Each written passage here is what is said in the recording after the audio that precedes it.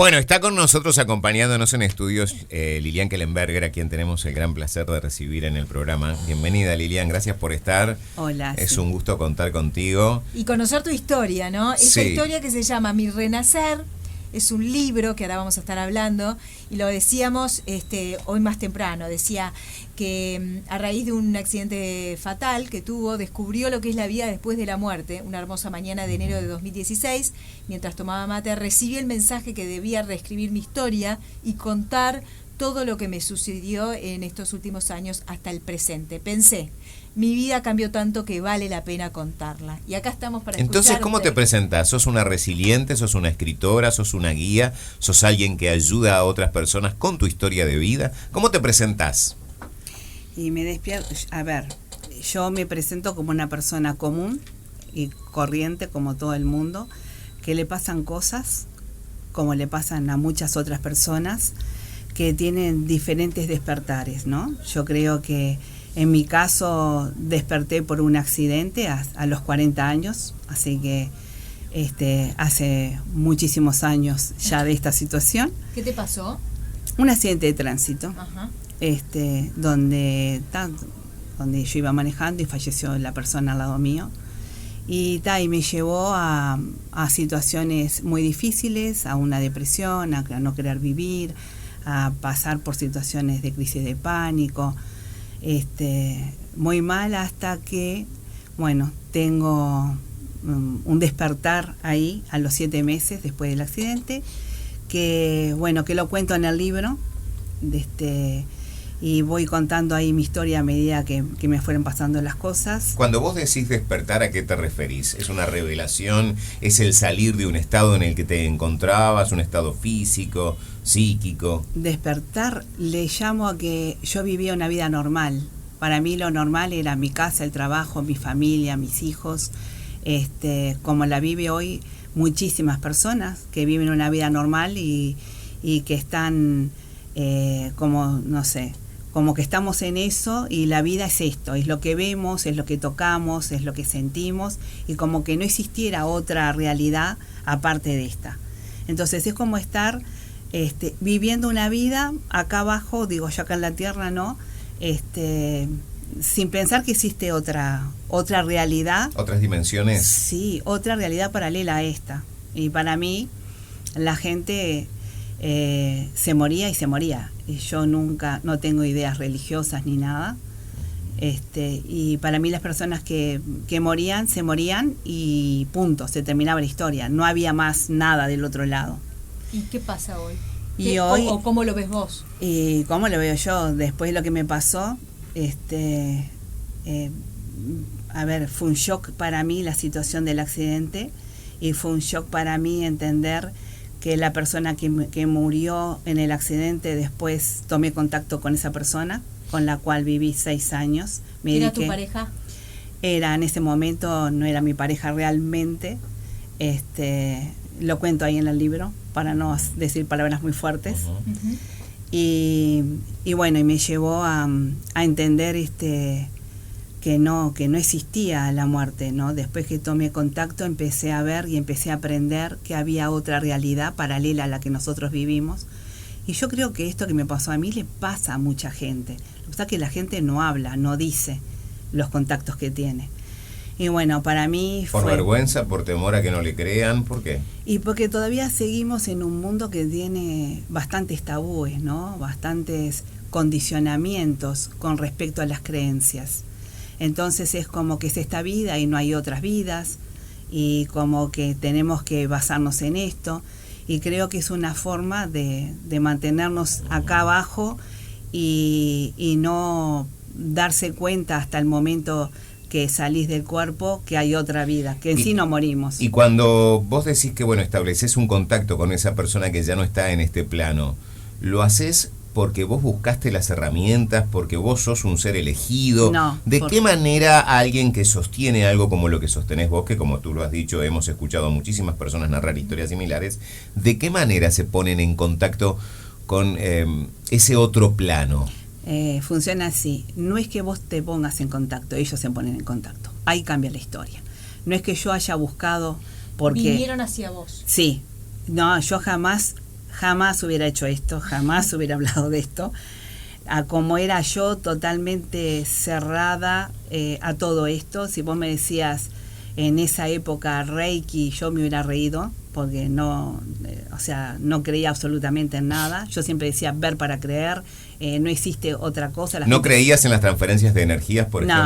No, en nada de eso. Para mí la gente se moría y que no había más nada que lo que yo veía y podía sentir, ver y tocar, puntos. Ahí se terminaba mi vida. Así de pragmática era tu vida. Sí, demasiado. ¿Y cómo cambia? Y cambia cuando tomo contacto con otros seres, que ellos toman contacto conmigo, y que empiezo a vivir. Yo mucho tiempo dije experiencias anormales, ahora te puedo decir que se podría llamar paranormales, donde toman contacto conmigo y me empiezan a hablar y a decirme cosas, otros guías que yo ni sabía que podía existir eso. Y bueno, y aprendí mucho, me enseñaron mucho, y todas las cosas que hago hoy por hoy, mis técnicas, todo lo que hago como terapia, como todo, fue todo canalizado a raíz de eso.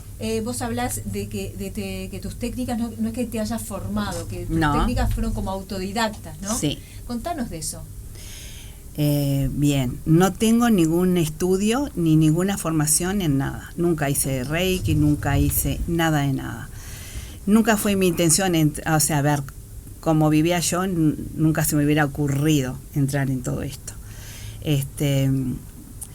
Fue lo primero que comencé después del accidente, cuando empecé a tomar contacto con estas otras realidades, estas otras formas de conciencia diferente, o espíritu, como le quieras decir.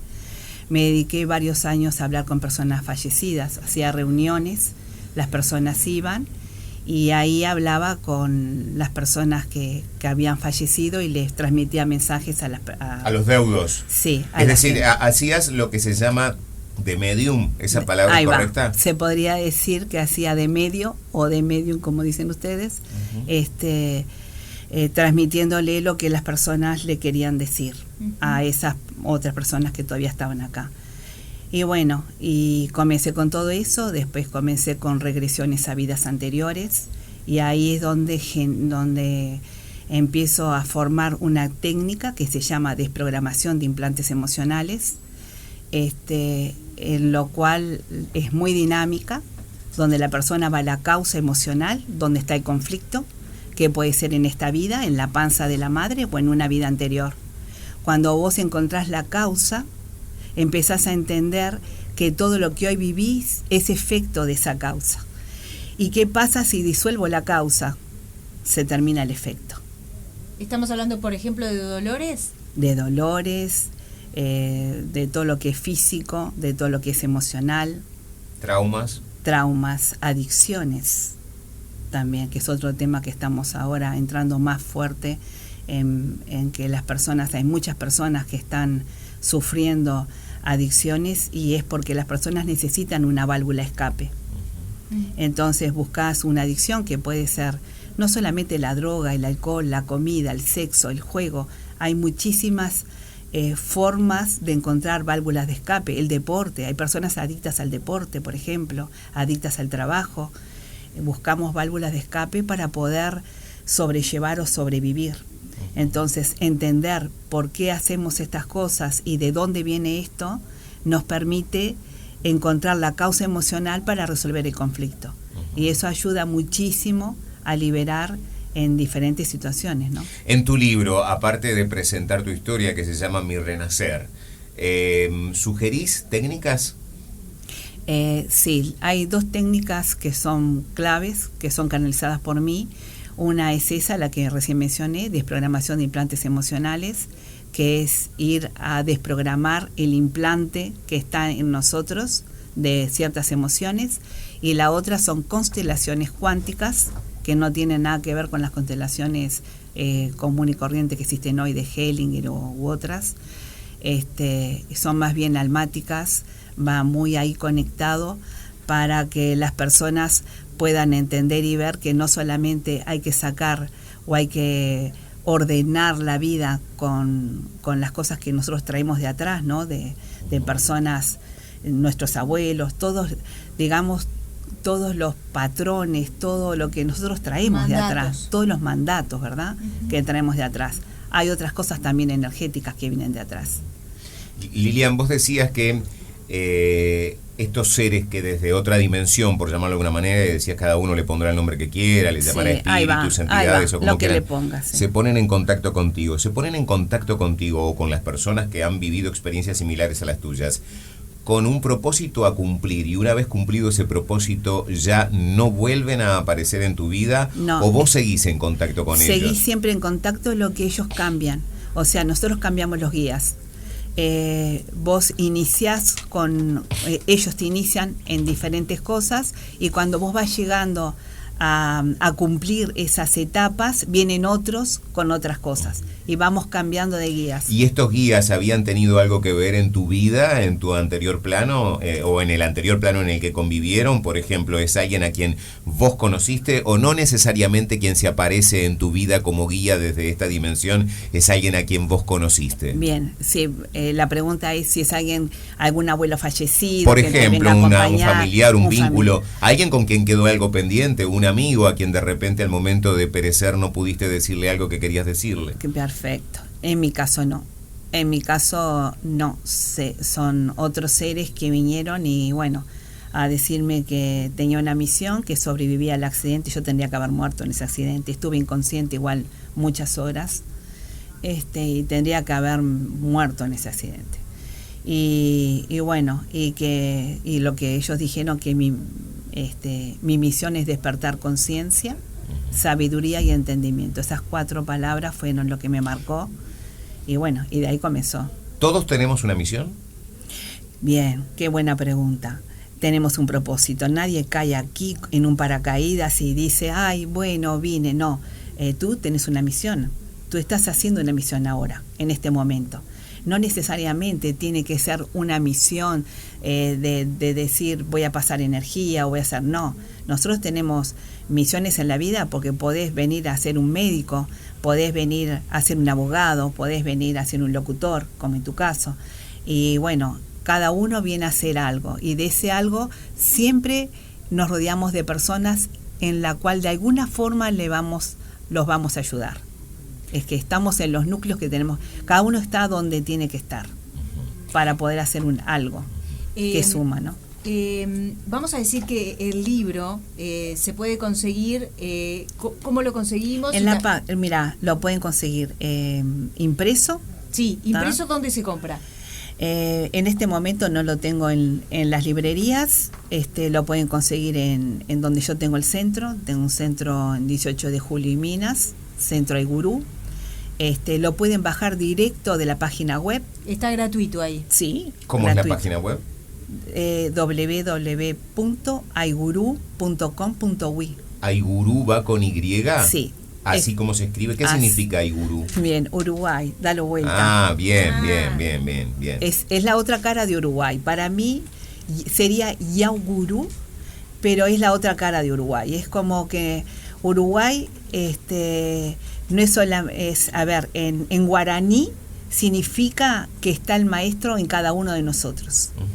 O sea que hay, si lo llevamos a lo que sería la iglesia, es como que hay un Cristo, una energía crística o cristal, o un gurú, como le quieras decir, en cada uno de nosotros. Lilian, porque tenemos que ir redondeando la entrevista, sí. Pero no querría generar falsas expectativas en personas que quizás hoy están transitando por un momento complejo de la pérdida de un ser querido, y que puedan imaginar que contactándote puedan eventualmente llegar al contacto con esa persona, con ese ser querido que está en otra dimensión.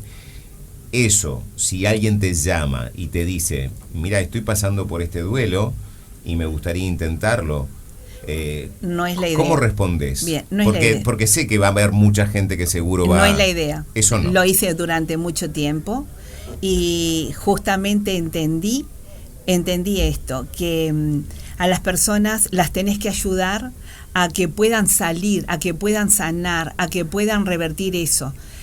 Si bien las personas tienen que aprender ellos mismos a conectarse y a escuchar, porque esto que a mí me pasó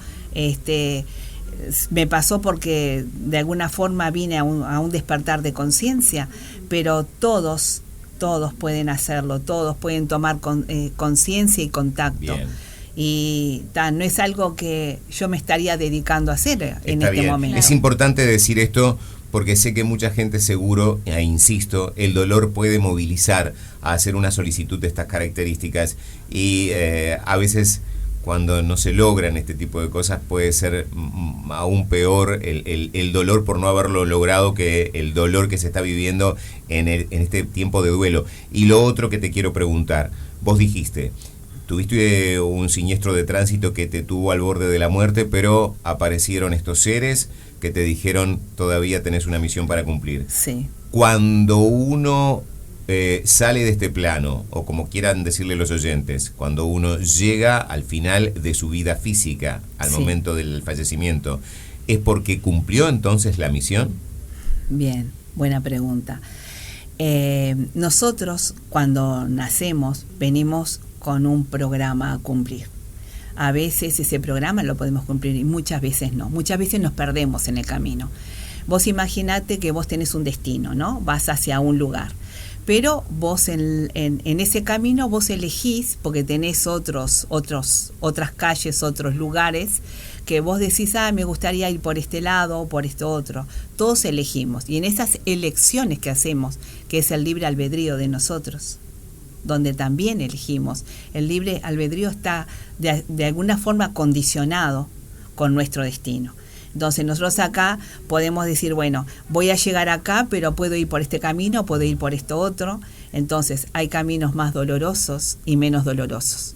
Y con respecto a esa pregunta que me hiciste de las personas que han tenido pérdidas, lo primero que tienen que entender que la muerte no existe, que nosotros cambiamos de estado, que no hay se terminó todo, que era lo que yo pensaba, que todo se terminaba.